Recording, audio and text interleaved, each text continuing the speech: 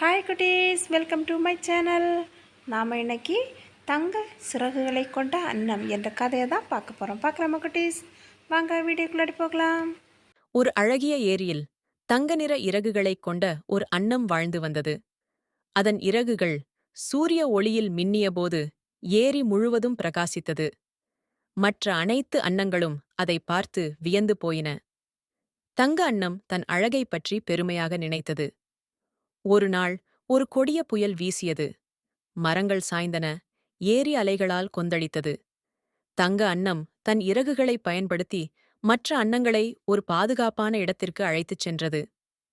தன் அழகு மட்டுமல்ல, தன் வலிமையும் இருப்பதை அப்போதுதான் உணர்ந்தது.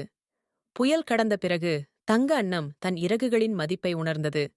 அது தன் அழகை மற்றவர்களுக்கு உதவ பயன்படுத்த வேண்டும் என்று முடிவு செய்தது. அன்றிலிருந்து தங்க அன்னம் ஏரிக்கரையிலிருந்து தவறாமல் மற்ற பறவைகளுக்கு உணவு கொடுத்து வந்தது.